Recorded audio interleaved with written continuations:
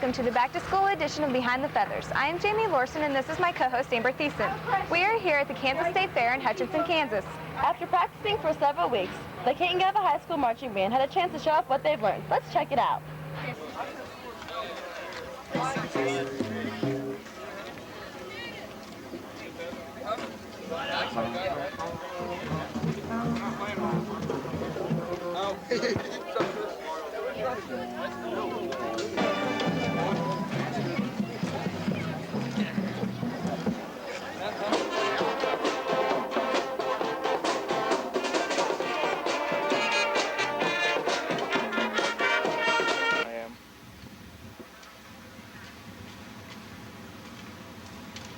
So you just a bad boy, Scott? Shut up.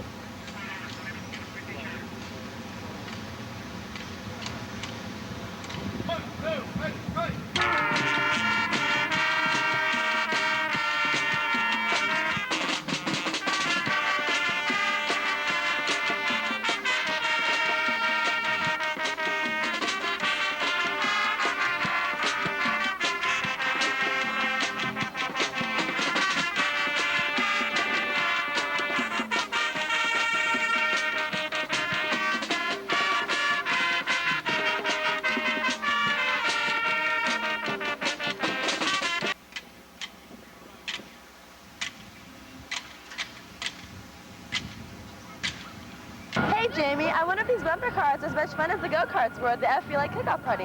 Let's see how it went.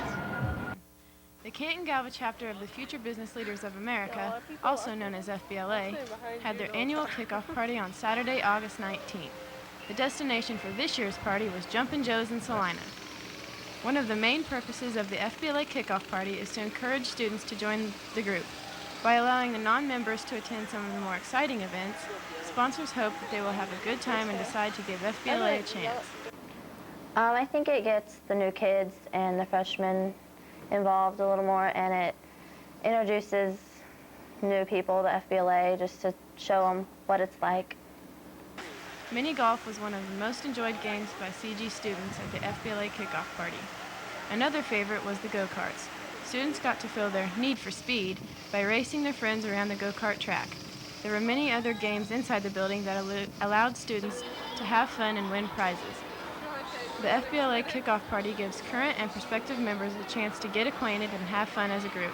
There were a total of 25 students in attendance at the party. I think so. I think everybody had fun. I mean, it was just really fun atmosphere, and I hope so. I hope more people join. So. This is Lindsay Thiessen reporting for Behind the Feathers News. Items you can find here at the State Fair. They have bracelets, necklaces, and rings. Speaking of rings, sophomores met with Jostens to purchase their class rings. Over the years, class rings have changed, but still hold the same sentimental values. The sophomore class at CG got a chance to take a glimpse of those new rings that Randy Johnson of Jostens had to offer this year. I showed you earlier on that flyer that was in 2003. Anybody remember what I said about those? I do want to see that in a couple. Now students are getting a chance to add more individuality and choose the exact kind of class ring they want. They don't have to be stuck with someone else's choice. They can personalize it by having their name engraved and what activities they were in.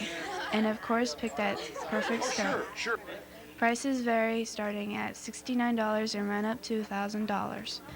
Over the 100 years that Jostens has been making class rings, they have been selling them all over the U.S. They have even provided Super Bowl rings to numerous NFL teams, including last year's champions, the St. Louis Rams.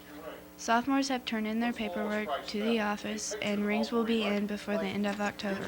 This is Tiffany Tennant reporting for Behind the Feathers. These pictures look pretty cool. Let's take a look at this year's fall pictures at CGHS. Sit up straight. Get ready. Okay. Smile. But it's sometimes hard to smile with so much pressure. You'll always be worried that your hair's messed up or you've got something in your teeth. You never know exactly what you look like in your pictures. You just hope you look good. Last week on August 23rd, students and faculty were all dazzled up for all of the yearbook pictures. Life Touch Photography has taken Canton-Galva High School's pictures since the beginning of time. This year was no different as all 137 students paraded in front of the camera. Picture retakes are October 24th for those who had something in their teeth. This is Katie Dacus reporting for Behind the Feathers News. Students at the elementary schools had a chance to show their parents what they do every day at their open house. I wonder how it went. Parents and teachers got the chance to get to know each other last August 24th, as once again the Galva Elementary School had their annual open house. The importance of the event was demonstrated by the large crowd. We have an open house at our school each and every year. It's an opportunity for our parents and teachers to come in and just meet one another for the most part, get an idea of what's going on in the classroom and things that they can expect, like what type of homework, when is there going to be a spelling test, those types of things. After a short introduction, parents got to tour their children's classrooms and chat with their teachers. It was also an opportunity for the school to show off the facilities and new technology that the students will be using this year. But technology is not the only new thing. We do have, at the middle school level, we've added a art program for some students. Not all students will be having a chance to be in art, but for the most part, we're going to continue with the same education program we've used over the last several years. To top off the evening, refreshments were available, in which our camera crew enjoyed. This is Letitia Enry reporting for Behind the Feathers News. No, fall is an exciting yet busy time of year. You get to see friends you haven't seen over the summer, but you also have lots and lots of homework. Yeah, it's a challenge to find time to study with all the sports practices beginning. Let's give everyone who missed the fall sports preview a chance to catch up. Many fans of the Canton-Galva Eagles came to the high school on Saturday, August 26th to get an early look at this year's fall athletic teams. This year's fall sports preview got underway as the middle school volleyball players showed the fans the many fundamentals they've learned over the past few weeks. The Canton-Galva High School volleyball team then got a chance to slam a few balls down on each other as they battled it out in a preseason scrimmage.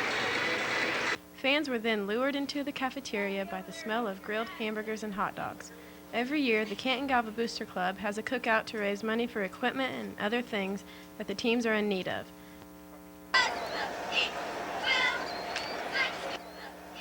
Despite the heat, many fans, along with the CG cheerleaders, cheered on the football players as they wrapped up the evening with a scrimmage.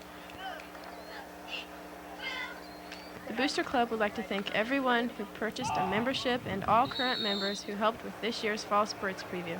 This is Lindsay Thiessen reporting for Behind the Feathers News. The teams look pretty good this year. I've also noticed that several of the athletes are getting some recognition in the academic field, too. Leadership, character, service, and scholarship. These were discussed on Monday, August 28th at the National Honor Society induction. Those were two of the many things that some of the new inductees thought about being a member in NHS. They shared with us some other things about the National Honor Society, too. The ceremony took place in the Commons, where the members and inductees' families were invited to attend. There, the old members talked about the history and background of this organization. 1.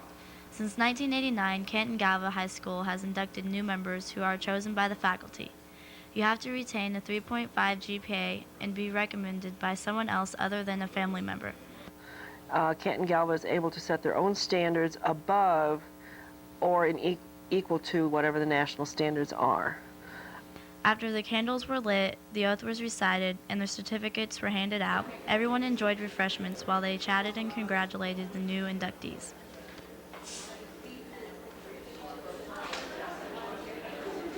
This is Megan Neck reporting for Behind the Feathers News. I can't even imagine what it would be like to go to a new school. This year we have several faces roaming the CGHS halls. Not only students, but also teachers. Let's see what they have to say. Imagine being a new student on the first day of school. Scary, isn't it? Where do you go? Who do you sit with at lunch? Who's cool, who's not? All these things would terrorize most people. Hopefully the new students here at CG have adjusted well to our high school culture. With 16 new students this year, some of us experienced Eagles have to learn new names and faces as well. A few students shared their terrors about the new adjustments they are making. I went to school down at McPherson High School down in McPherson. Okay. What was different there than it is here? For one thing, the school is bigger. I mean, it's really huge. It's all in hexagons, all the classes and everything. And then on top of that, there's classes are average in the 30s. My class was 242, and they said we're going to hit 1,000 this year, but they'll hit 900 some instead. So we'll always get traffic jams all the time and on the hallway. There's more students, and everyone's always sitting there goofing off and everything. Culture is different, you know. I don't know anyone here like now. I know the names, but always different. Everything's different. But even though CG is small, we also get the chance to interact with students whose home is on another continent. Sylvia Barreto, a foreign exchange student from Brazil, is also roaming the halls.